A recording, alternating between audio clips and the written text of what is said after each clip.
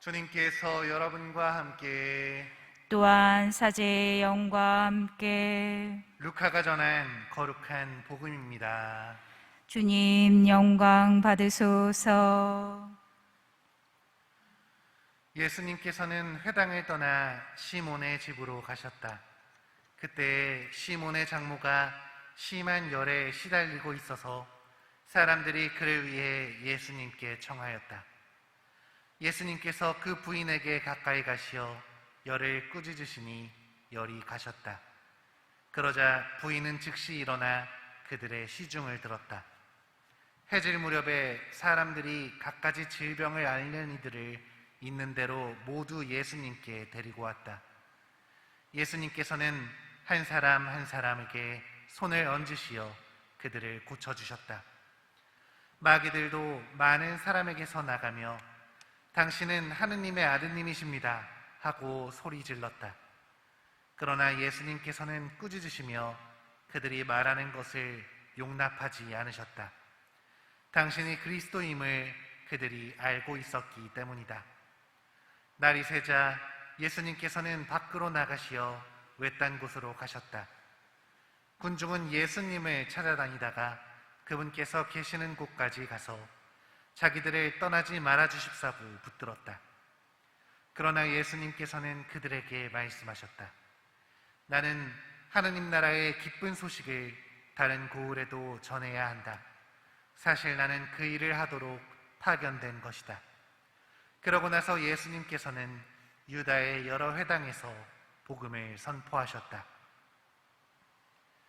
주님의 말씀입니다. 그리스도님 찬미합니다.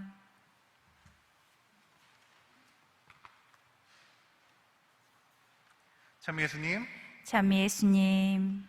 오늘 복음에서는 시몬의 장모를 고쳐주시고 사람들의 간청에도 복음을 선포하시기 위해 떠나가시는 예수님의 모습이 등장합니다.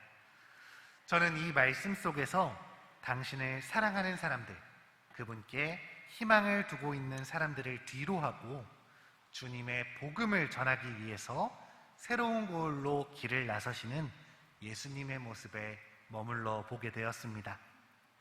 누구나 편한 사람들, 좋은 사람들과 오랫동안 함께하고 싶어 합니다. 너무나 소중한 사람들이기에 그들 곁을 떠나기가 쉽지 않습니다. 저만 하더라도 첫 본당이었던 청계성당에서 너무 큰 사랑을 받았기에 그곳을 떠날 때 마음이 편하지 않았습니다. 아마 이곳 임해동에서의 시간이 지나고 저도 또다시 새로운 곳으로 가게 될 때엔 그때보다 훨씬 더 어려운 감정이겠죠. 이곳에서의 좋은 추억들이 자꾸만 기억날 것입니다.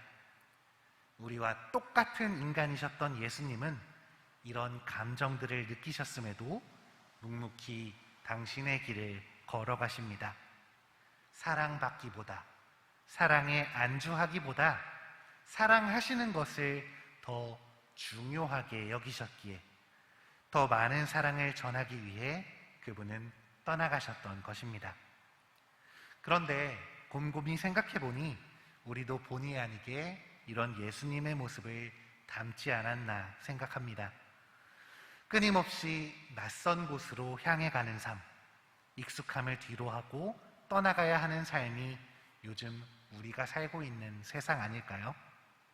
하루하루 너무나 변해가는 세상, 이전처럼 똑같은 곳에서 오래오래 사는 것도 아니고 직업이나 정년이 보장되는 것도 아니고 끊임없이 변화하고 있는 이 세상 속에 살아가고 있는 우리는 이미 예수님을 따라가고 있는 것 같습니다. 생활뿐만 아니라 그분의 마음까지도 따라갈 수 있다면 완벽하겠죠. 변화하는 세상 속에서 편안함에 안주하는 것을 피할 수 있다면, 복음을 위해 또다시 용기를 내어 사랑할 수 있다면 우리도 이미 예수님의 훌륭한 제자입니다. 나에게 익숙한 사람이 아니라 새로운 사람들, 새로운 인연들에게 오늘 하루 기쁜 미소를 지어줄 수 있다면 오늘도 성공한 것입니다. 물론 이 길이 결코 쉽지만은 않을 것입니다. 그러기 위해서는 필요한 것도 한 가지 있습니다. 바로 예수님처럼 외딴 곳으로 가서 기도하는 것입니다. 한마디로 하느님과 나만의 시간을 가지는 것이죠. 일상에서 벗어나 따로 시간을 내어 기도할 때 우리는 새로운 길을 나서시는 예수님처럼 힘과 용기를 얻을 수 있습니다. 그리고 바로 이곳, 이 성당이 일상을 벗어난 외딴 곳이고 하느님과 만나는 가장 가까운 곳입니다. 우리는 이 성당에서 지금 이 시간을 통해 하느님을 모시게 됩니다. 하루를 시작하는 이 시간, 주님과 만나는 이 미사 안에서 그분께 용기를 청하셨으면 좋겠습니다. 그리고 오늘도 그분께서 주시는 용기와 힘을 안고 기쁘고 힘차게 세상을 향해 나아갑시다.